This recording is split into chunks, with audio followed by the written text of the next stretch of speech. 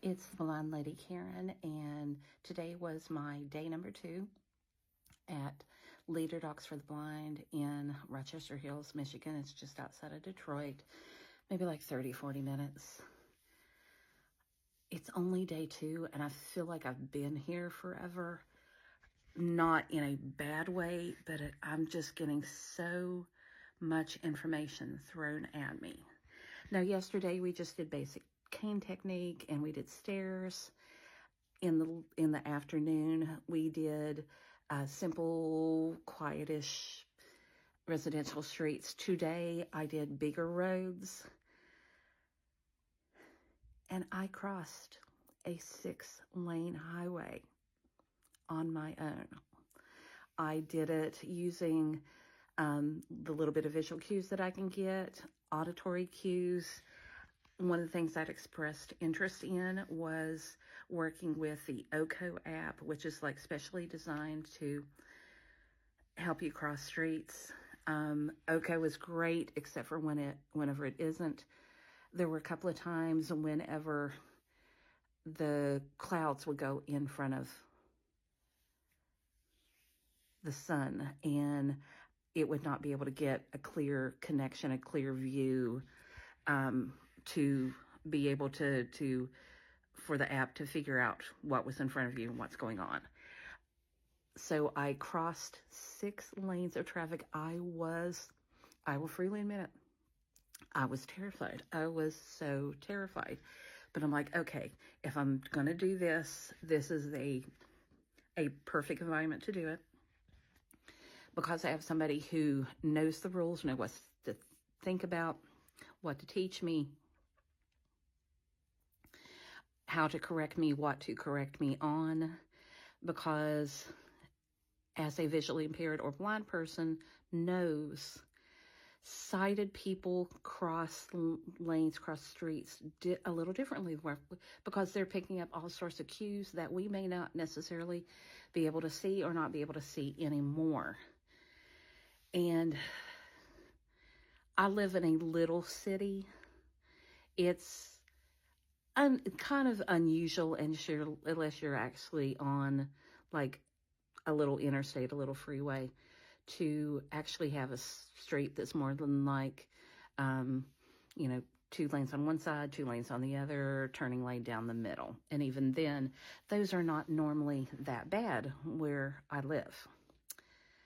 I'm in a bigger city, and the surges are longer and bigger and noisier, and the sound is bouncing around in a way that is different than what I'm used to. So my proprioception, which is your ability to figure out what direction something is coming from, just by listening to it and figuring out how the sound is coming towards you or away from you or across from you or whatever. It's a little trickier with the proprioception, but I'm feeling more confident. I was so freaking proud of myself being able to cross 6 lanes of traffic. And the last 2 or 3, my instructor, he's like, I'm not going to say anything. You choose when to cross. I will not let you do anything unsafe, but you analyze. And he's like, you can talk me through the analysis. You can just do it, because you analyze, is it stoplights? Is it yield lights? Is it a 4-way stop or a off-center plus, like an X? Is it a T stop? What are the controls? Is it stoplights? Is it stop signs? So I'm decent on doing and analyzing the crosses and figuring out the parallel surge, but it was scary as heck crossing that big of a highway. And I love my little instructor, because the first time that I did it, and I did it all by myself, he let out a little squeal, like, oh, yes, she did it. And it was, sometimes guys, they only make manly noises. This was a heartfelt squeal, and I just thought that was just so adorable. Tonight, we didn't have to. It was optional. Tonight, went to a little lecture from someone from the Canine Development Center. She's actually one of the people who works with the genetics of dogs, and she was explaining how they're chosen, what they look for, how they're bred. Leader dogs, they have some whelping that, most of it takes place here. They went over how many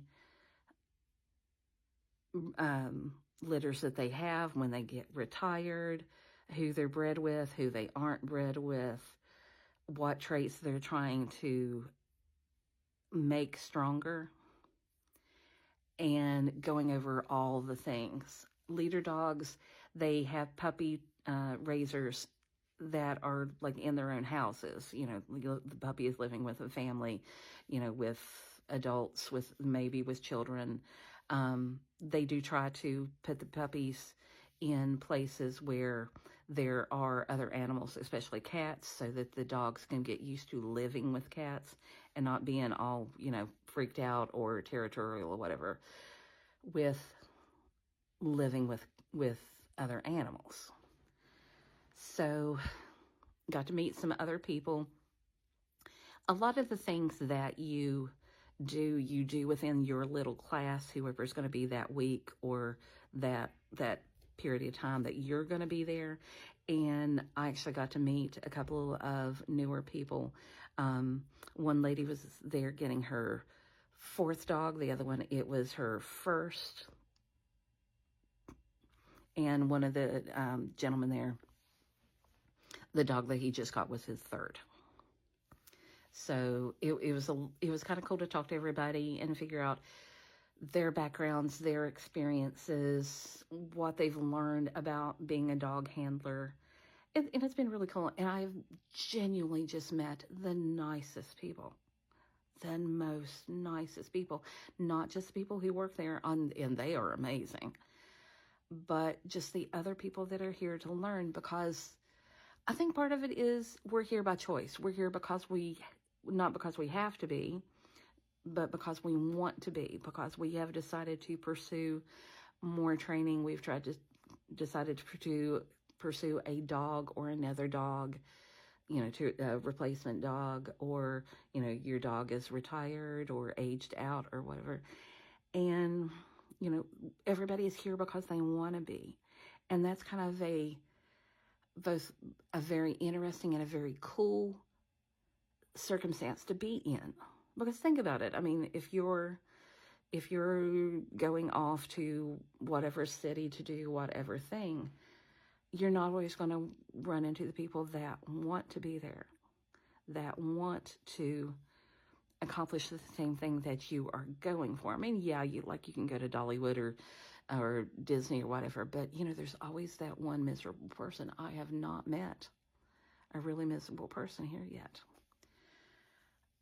Tomorrow we're going to work on some more skills. I'm going to do some low light training and more than likely some nighttime training.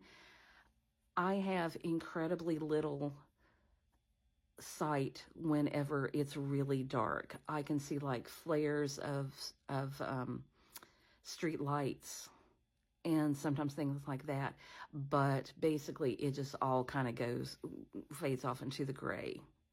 So it's going to be interesting to do low light training and night training. So that's going to be tomorrow. I'm not sure what else we're going to be doing tomorrow day other than the low light, but we're just going to, at the beginning of the morning, we'll kind of go over what we worked on the night before, get it fresh in my brain, and then come back. I am staying so exhausted, but in a good way, because I'm walking all the steps. I just checked my Apple Watch and I did over 7,000 steps today, which for a lot of people is, if you're a runner or you walk or whatever, I am a 60-year-old woman. 7,000 steps is a lot of steps. And I'm learning all the new things, and I'm like, okay, my brain hurts. sometimes, but I'm retaining a lot more than what I thought. The precious little bit of O&M training that I had prior to coming here, I have retained more than I thought I did. And one thing that my instructor said he was very happy with for me was that I was trying to logically figure things out. This is why we're doing this. This is this control. This is this surge. And he said that because I was trying to logically do it, that's not a bad thing to do. Everyone is overwhelmingly positive. Even if you goof something up or you drop something, or, one of the ladies was at dinner and she dropped a plate and it went everywhere. And they're like, no, it's okay. It happens. And we can take care of it. And don't you worry. Don't be embarrassed. And there's been no shaming. There has been no shaming here. And I think that's great.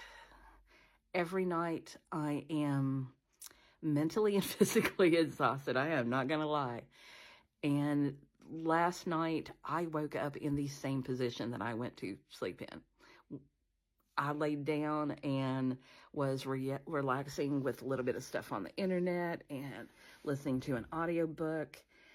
And I was probably out within 15 minutes of me turning off the lights and getting in bed. I'm really excited to see what the rest of the week does. They try to do a little something every night. So far, we've had a little band the other night. Tonight was a lecture about puppy breeding and touched on puppy raising. There'll be another night because I'm going to do night training probably tomorrow, might be Thursday.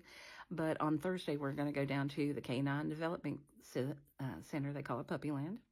And we're going to meet some dogs, and they're going to explain all, they went over it today, but they're going to show us how they do this, how to do that, and it's going to be interesting. So I am brain dead, I am tired, but I am happy, and I'm really excited to learn more.